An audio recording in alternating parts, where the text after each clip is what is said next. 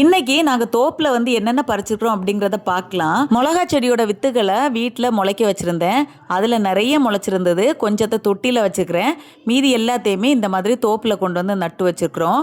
அது இப்போ நல்லா காய்க்க ஆரம்பிச்சாச்சு. 2 விதமான மிளகா செடிகள் இருக்குது. ஒன்று நீளமான மிளகா, இன்னொன்று குண்டு மிளகா. மிளகாய்களை தேவையான அளவு பறிச்சாச்சு.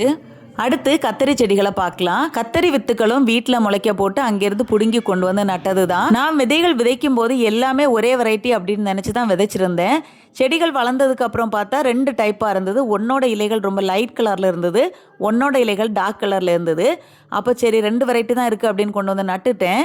இப்போ காய்கள் காய்ச்சதுக்கு அப்புறம் பார்த்தா அதில் பல வெரைட்டி இருக்குது. அதுலேயும் ஓரளவுக்கு விளைஞ்சிருந்த காய்களை பறிச்சாச்சு. அடுத்து பலாமரத்தை பார்த்துட்டே வரும்போது நிறைய சக்கை காய்க்க ஆரம்பிச்சிருந்து அதில் ரொம்ப பிஞ்சா இருந்த ஒரு களையை பறிச்சாச்சு. இதில் இடிச்சக்கை செஞ்சா ரொம்ப நல்லா இருக்கும். அடுத்து புளிச்சிக்காய் மரம். இந்த மரத்தில் கீழே இருந்து மேலே வரைக்கும் ஃபுல்லாக காய்களாக காய்ச்சிருந்தது. இப்போ சீசன். புளிச்சிக்காவை ஓரளவுக்கு தான் சாப்பிட முடியும். எங்கள் ஊரில் கடைகள்லையும் இதை வாங்க மாட்டாங்க. பழங்கள் நல்லா பழுத்ததுக்கு அப்புறம் இந்த மரத்துக்கு கீழே பார்த்தா அவ்வளோவுமே அப்படி உதிர்ந்து கிடக்கும். இதில் ஊறுகாய் செய்யலாம். நெத்திலி மீனில் வச்சு வச்சா ரொம்ப டேஸ்ட்டாக இருக்கும். இன்னைக்கு நாங்கள் ஊறுகாய் செய்யறதுக்காக தேவையான அளவு மட்டும் பறிச்சு எடுத்திருக்கோம். அடுத்து மலைப்பாஞ்சி. ஒரே பழத்துக்கு வேற வேற ஊர்களில் வேற வேற பெயர்கள் இருக்கு. இதை நாங்கள் மலைப்பாஞ்சின்னு சொல்லுவோம். வேற ஊர்களில் இதுக்கு முள் சீத்தா, முள்முந்திரி அப்படிங்கிற பேர்லாம் இருக்கு. ஓகி புயலுக்கு அப்புறம் தென்னை மரங்களோட ஈல்டு ரொம்ப கம்மியாயிடுச்சு. நிறைய நோய்களும் வர ஆரம்பிச்சுது.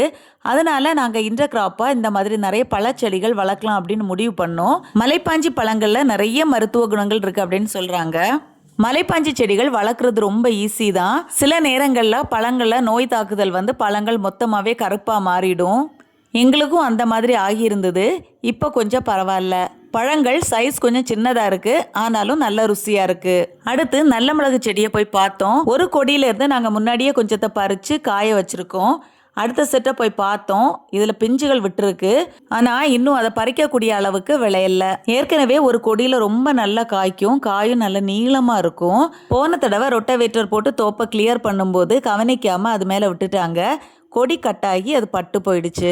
இதில் இன்னைக்கு 2 காய் தான் பறிச்சிருக்கோம். மீதி எல்லாம் விளைஞ்சதுக்கு அப்புறம் பறிக்கலாம் அப்படின்னு விட்டுட்டோம். கமுக மரத்திலிருந்து கீழே விழுந்து கிடந்த பழுத்த பாக்கையும் எடுத்து வச்சிருக்கோம். அப்படியே சுற்றி வரும்போது பார்த்தா நிறைய கீரைகள் முளைச்சிருந்தது. பார்க்கறதுக்கு குப்பைக்கீரை மாதிரியும் இருக்கு, ஆனால் குப்பைக்கீரை இல்லை. பார்த்தா பச்சை தண்டு கீரை. பூச்சிகள் எதுவும் கடிக்காம அவ்வளோ நல்லா இருந்தது. ஏற்கனவே வீட்டில் பச்சை தண்டுக்கீரை வளர்த்துட்டு இருந்தோம். அதில் இருந்த வித்துக்கள் குப்பையில் விழுந்து குப்பையை நாங்கள் தோப்பில் கொண்டு வந்து கொட்டும்போது இங்கே முளைச்சிருக்கு.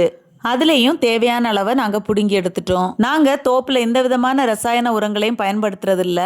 இயற்கை உரங்கள் மட்டும்தான் பயன்படுத்திட்டு இருக்கோம். அதனால இந்த கீரைகள் நல்ல ருசியாக இருக்கும் அப்படின்னு நினைக்கிறேன். அடுத்து தாய்லாந்து பிங்க் வெரைட்டியில் ஒரு பலாப்பழம் நல்லா விளைஞ்சிருந்தது. முட்கள்லாம் நல்லா விரிஞ்சு சீக்கிரமாகவே பழுக்கக்கூடிய ஸ்டேஜில் இருந்தது. அதனால அதையும் பறிச்சாச்சு. அப்படியே வரும்போது அங்கங்கேயா விழுந்து கிடந்த 1-2 தேங்காவும் எடுத்துகிட்டு வந்தாச்சு. மொத்தத்தில் எங்கள் தோப்பில் இருந்து நாங்கள் அறுவடை பண்ணி எடுத்துகிட்டு வந்த பொருட்கள் இவ்வளவு தான். இந்த வீடியோ உங்களுக்கு பிடிச்சிருக்கும் அப்படின்னு நினைக்கிறேன். விவசாயம் உங்களுக்கு பிடிக்கும் அப்படின்னா லைக் பண்ணுங்கள், ஷேர் பண்ணுங்கள், கமெண்ட் பண்ணுங்கள். இந்த புத்தாண்டு செழிப்பான விளைச்சல், நல்ல மழை, மகிழ்ச்சி மற்றும் அமைதியுடன் கூடிய வளமான எதிர்காலத்தை எல்லாருக்கும் கொடுக்கணும் அப்படின்னு பூமி தாய்கிட்ட வேண்டிக்கிறேன். நன்றி.